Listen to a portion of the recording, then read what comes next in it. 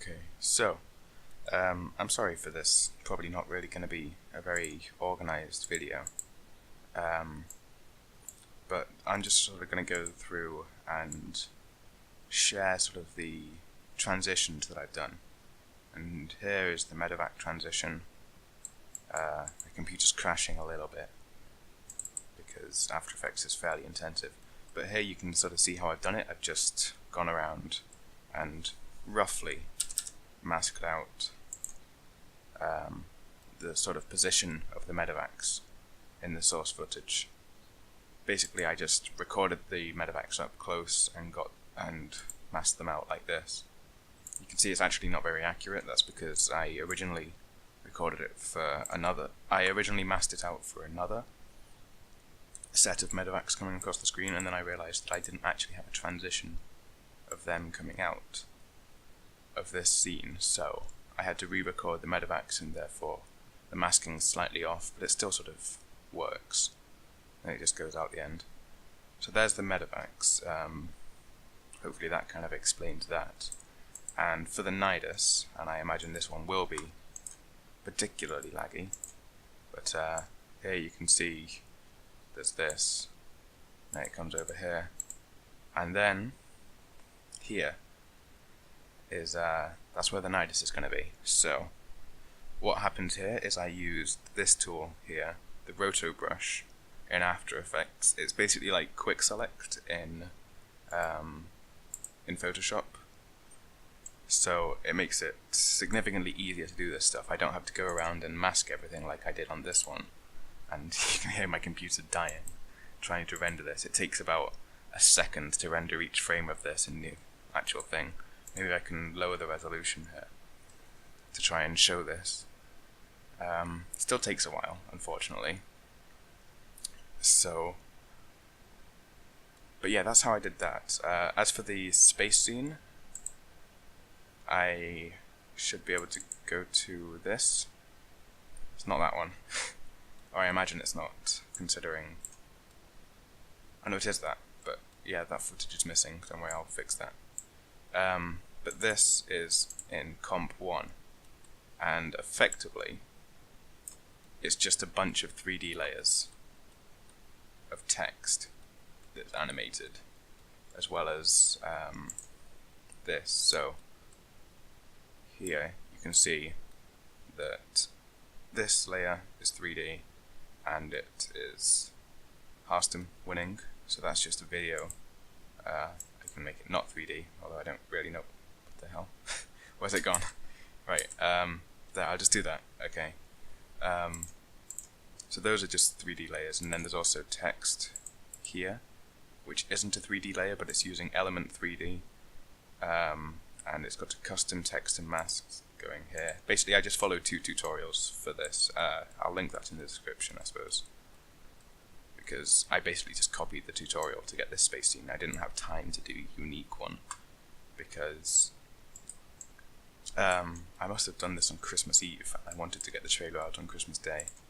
You'll notice if you watch the trailer and this video that the trailer was slightly different. The font was different. I like this font more. And on the trailer I sort of had the position messed up, so I had to redo the position of all the 3D layers to get them to sort of not bounce around like they did.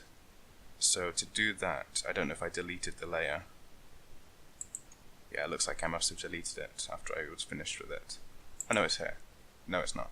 Right, I'm sorry. Like I said, it's not very organized, this video. But basically, I got a 3D layer of text in the middle, put the grid on, and got it to a certain size, then went to the end of the clip and got it to that size and position again. So if I did that and that, the text would be in the exact same position, and then I was able to go through each of these individual layers and go to this here, particle replicator, and this was the position in the middle of the screen that I got from copying it from the whole length clip. And then here is like +9, I believe, on the position, 2233 to 2428, so roughly. And then here, whoops, didn't mean to do that. Here it is set a few hundred behind the camera, and here it's set a few thousand in the distance so that it will fly away towards the end of the time. And this is all roughly synced up with the music. You can see on these I have the opacity at the end. So here's Björn, and it's actually not a very obvious thing because it changes so fast. It just looks like a normal fade, to be honest. But because the song is synced like that, I just decided to make it go 33 or 66% opacity, 33% opacity, and then 0. Anyway, so that's how I did that, and I think that was everything. As for how I did just it in general, basically I used the StarCraft 2 editor, which is here, and then you open up a map. Okay, so basically you get to this screen when you open the map editor. You press Ctrl-O to open a map, you log in. Ignore the email, it's something I made when I was like 12, so that's fine. You open a map, you might have to download it, but there you go. And there you go, we're on the map, and because I don't want this to be the same, I want to go into map options first of all and click hide errors because I don't care about the errors, and click no symmetry, and you'll see that gets rid of the symmetrical line thing. And now I can go to units when it opens, and I can add a marine for player 1. That was very loud. I'm just going to mute the game sound because it doesn't really matter. Then I can also add a marine for player 2, and I can give them names so I can refer to them. So I can say, when it opens, I can say player 1 marine. This is a fairly irrelevant naming scheme, but it really does help later on when you're trying to refer to individual units. So there you go. As player 2 marine, you can see that I'm changing the players there, and then if I open the regions, I could do this, hold down to produce more marines at once, and do that, and maybe even give this guy a Merivac. There you go. And then I can go to regions, I can create that and that, call this player 2. You can press F2 to rename them. That also works in the Windows Explorer. So if I want to go here, I can press F2, and that really helps. Unfortunately, it doesn't work in After Effects, but that's irrelevant as well. So there we go. Call this one player 1, and then press F6 or click one of these to go to the triggers editor. It takes a while to open, but there you go. And what you want to do is delete that one, because otherwise a victory screen will come up when you first join in. You want to make an event by pressing Ctrl-A, or I guess you can do it like that, and then just press enter to get map initialization by default, or you can do elapsed to get time elapsed, 5 game time or real time or something else seconds. And you can obviously change the value of 5. There's loads of different triggers, you can just go through them yourself, and then you need to make a variable here, which I'm going to call player 1. Doesn't matter that I misspelt it. There's player 2. And actually, sorry, first of all, I need to make this into a unit group down here. That didn't work. Okay, I'll do it again. Unit group, and then copy and paste it, and then go to actions. Right, so it took me more than 5 minutes to find that, but basically, because I've not done that in forever, you want to go down to unit group, then add unit group to unit group, and you go to source unit group, and down to function units in region matching condition. Okay, so any units in the region, which will be under this, which is player 1, to player 1, or player 1, as I accidentally called it. Okay, and then I'll go down to player 2, player 2, or that didn't work, sorry. For some reason the ordering of these is opposite. So this one is above 2 and this one is below 2. Very strange, but you should get used to it.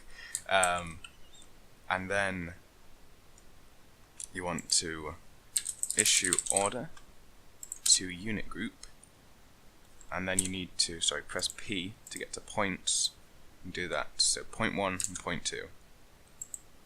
So order all units in unit group player 2 to attack targeting. So order targeting point, and then we'll type in attack targeting point 1, and that will either be replaced before or after existing orders. You can just change that depending on what you need to do. Mostly it's stuff that you can just find in the game.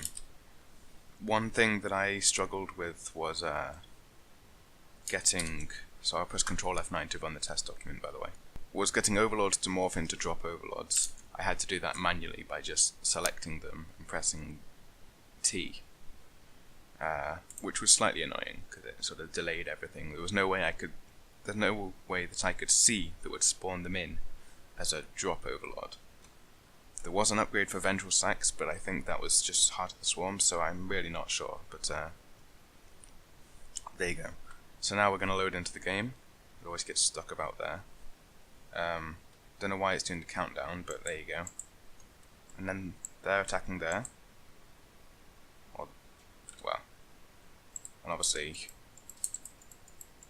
can micro it a little and somehow lose worse than you would have done normally. Guess that's just this game in a nutshell. And that's the gist of it. There's a lot more individual things that you can do, so you could do issue order. If you can hear the dog, I'm sorry, but you probably can't. Issue order, and you can go to value when this comes up, value, and there you go, you can see the names there, and you can obviously order it by names, or you can order it by type. So there's loads of marines, so you can order this one to attack targeting point 1, so he stays in position whilst the other ones move or whatever. And that's basically it. And then you also make another one for camera, and then you would you don't need these or any of these. I didn't need to copy and paste that, but if you come into here and then you press C, you can get create camera. You create the camera, you create another camera, you come to here, you type in camera, and you set apply camera object. So apply, and then it's under value. You have to wait, otherwise it won't work. Or actually for 2 it will work, but if you want to do any more. And you have to remember that it has deceleration, so if you don't want it to completely stop in between camera movements, you have to do this. There is another way of doing this that I know Nice Username uses a different way, or Joey uses a different way. And you probably want this one to be instant. So then I can also create another camera and do this again. So copy and paste, go down to this and select camera 3 like that. And if I come back into here, you'll see that it will pan around over the course of 4 seconds. Not a pan, but I don't know the words. And after it starts the game, I still don't know why it's doing that countdown. There you go. So that's obviously very simple for the camera. You can also do things like, so I can type in hide UI.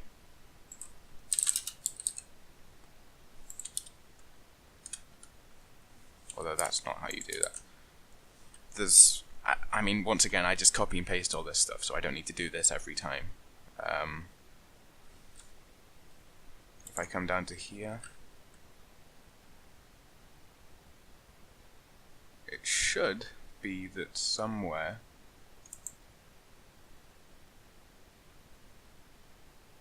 I think it must be this one. Well, actually, I don't think it is, but and then you can also do things like hide environment, which will just get rid of everything except the units. So if you want to put something underneath the units,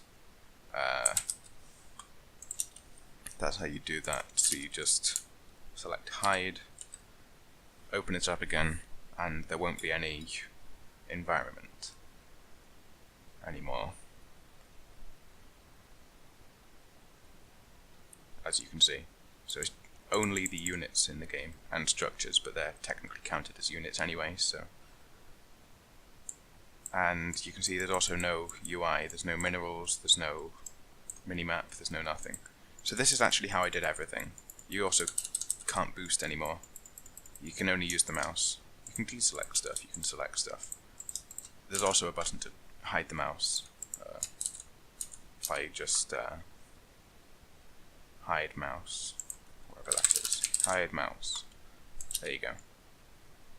So that would hide the mouse. You can still click on stuff, but it's hidden. So that's sort of the idea, and that's about it, really. A little bit of editing in After Effects, a little bit of editing in Premiere for some of the simpler ones. I think the Neeb versus Trap one and the Patience versus Trap one were both done in Premiere. Mainly because I was bored of the render times of After Effects. Like, if I go to the render queue, we can look at this one, 1 hour 17, this one 31 minutes for 34 minutes. It just gets a bit boring, and then they render out like 40 gigabyte files, so I have to put them through Premiere anyway. It just makes it faster to use Premiere. But yeah, that's everything. So if you have any more comments, please let me know, and I'm sorry that this was such a shit video. I also want to thank Joey, or Nice Username, for helping me out with stuff in the editor whenever I've asked for it, because I've kind of struggled with it at some points. Certainly things that are honestly fairly simple, but he's really helped me to sort of get through them. And just to clarify, that is how I did everything. It wasn't that I went into a replay and recorded it like that. So that's perhaps why some of the micro on things like the Patience versus Trap with the Archons and the Warp Prism, that's why it didn't look particularly engaging. It's because that was all done through triggers, as I'll show a screenshot of now, compared to just taking it directly from the replay that actually doesn't exist because it was a Casper Cup, so there wasn't a replay anyway, but that's irrelevant. Okay, thanks for watching, and I'll see you guys next time.